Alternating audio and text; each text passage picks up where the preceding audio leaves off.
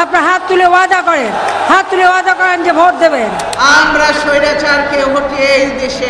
স্বাধীনতার পর পর্যায়ক্রমে বাংলাদেশের নেতৃত্ব দিয়ে এসেছে শেখ পরিবার ও জিয়া পরিবারের সদস্যরা। এখনও রাজনীতিতে দুই পরিবারে রয়েছে শক্ত অবস্থান। ক্ষমতার কেন্দ্রবিন্দুতে থেকে কেউ হয়েছেন দেশ বিদেশে পাহাড় সমান অর্থ সম্পত্তির মালিক। এর বিপরীতে কারো পৈতৃক ভিটা ছাড়া নেই কোনো সম্পদ। রিক্ত আমি নিঃস্ব, আমি দেবার কিছু নাই, আছে শুধু ভালোবাসা, দিয়ে গেলাম তাই। প্রধানমন্ত্রী থাকাকালে কবিতার ছন্দে সাবলীলভাবে সাধারণ মানুষ ও নেতাকর্মীদের সামনে বিশ্বাসযোগ্যভাবে এসব বলতেন শেখ হাসিনা। শুধু কি তাই, পরিবারের সদস্যদের পাশে রেখে প্রায় শোনাতেন সন্তানদের জন্য তিনি কোনো সম্পদ করেননি, তাদের লেখাপড়া শিখিয়ে মানুষ করেছেন। মাঝে মধ্যে প্রায় বলতেন দেশে ও দেশের বাইরে তার কোনো সম্পদ নেই, শেষ জীবনেও তিনি ঢাকা ছেড়ে টুঙ্গিপাড়ায় গিয়ে থাকতে চান। আমার 75 বছর, আগামীতে 77 হবে। মাহাতির মোহাম্মদ 41 সালে কোথাও তুমি বুড়ি হয়েছে। মাহাতির মোহাম্মদ 100 বছর পর্যন্ত কিন্তু মালয়েশিয়ার প্রধানমন্ত্রী ছিল। না বাবা, ওটা পারবো না। আমাদের সামনে তাহলে টুঙ্গিপাড়া থাকা হবে না, কাজে আগেই চলে আসতে চাই।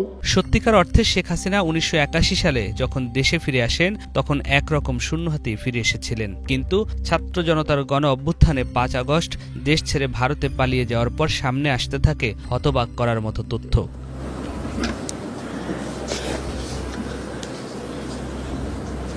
এই অভিনয়ের আড়ালে দুর্নীতির তথ্য গোপন করার অসম চেষ্টা। কিন্তু পালিয়ে যাওয়ার পর হাসিনা এবং তার পরিবার ও আশেপাশের মানুষের নামে দেশ বিদেশে বিশাল অঙ্কের সম্পদের তথ্য প্রকাশ পায়। বিএফআইইউ বলছে শেখ হাসিনা, তার পরিবার ও তাদের স্বার্থ সংশ্লিষ্ট ব্যক্তি ও প্রতিষ্ঠানের জব্দ করা 124 ব্যাংক অ্যাকাউন্টে 635 কোটি 14 লাখ টাকা পেয়েছে। এছাড়া 1 কোটি 80 লাখ টাকা দলিল মূল্য রাজুকের 60 কাঠা প্লট এবং 8 কোটি 85 লাখ টাকা মূল্যের 10% জমিসহ 8টি ফ্ল্যাট অবরুদ্ধ করা হয়েছে।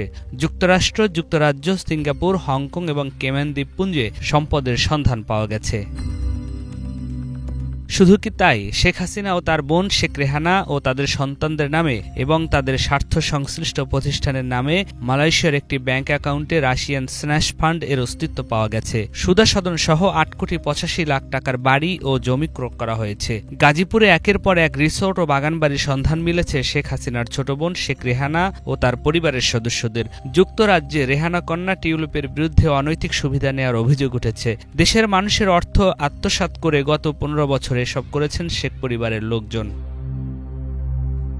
শেখ মুজিবের মৃত্যুর পর বিপর্যস্ত বাংলাদেশের হাল ধরেন মেজর জিয়াউর রহমান। তার স্বল্প সময়ে দেশকে স্বনির্ভর করার প্রাণবন্ত চেষ্টা অব্যাহত রাখেন। দুর্নীতির ছোঁয়া তাকে আঁচ করতে পারেনি। বগুড়ার গাবতলীর সম্পত্তির বাইরে তিনি কিছু করতে পারেননি। একইভাবে বেগম খালেদা জিয়া 3 বার প্রধানমন্ত্রীর দায়িত্ব পালন করেন। তার নামেও পাওয়া যায়নি সম্পদ, যা আছে তা তার স্বামীর উত্তরাধিকার।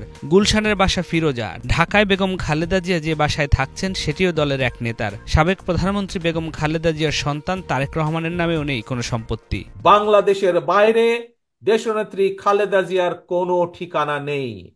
দেশনেত্রীর খালেদা জিয়ার সন্তান হিসাবে আজ আপনাদের সামনে একইভাবে আমিও বলতে চাই, বাংলাদেশের বাইরে আমার কোনো ঠিকানা নেই। কাজেই এই দেশই আমার ঠিকানা, এই দেশই আমার প্রথম ঠিকানা, এই দেশই আমার শেষ ঠিকানা। এত গেল সম্পত্তির হিসাব। স্বাধীনতার চেতনাকে পুঁজি করে শেখ পরিবার মানুষকে বোকা বানিয়ে রেখেছে যুগের পর যুগ। দেশপ্রেমের বুলি তো ছিলই, কিন্তু এসবের আড়ালে ভারতের সাথে করে গেছেন দেশবিরোধী বহু চুক্তি। তোয়াক্কাই করেননি দেশের মানুষের মতামতকে। সজীবে অজের জয়, শেখ রেহানা সহ বেশিরভাগ সদস্যই আমেরিকা, লন্ডন সহ বিভিন্ন দেশের নাগরিক। অন্যদিকে জিয়া পরিবারের চেতনা বিক্রি না করলেও দেশের প্রতি দায়বদ্ধতা ছিল সবার আগে। ফলে প্রতিবেশী দেশগুলোর সাথে সম্পর্ক হয়েছে ন্যায্যতার ভিত্তিতে। কারোরই নেই বিদেশি পাসপোর্ট। প্রভাব বিস্তারেও দেশের কোথাও দেখা যায়নি জিয়াউর রহমানের আত্মীয় স্বজনদের। নিয়াজ মাখদুম, বাংলা ভিশন।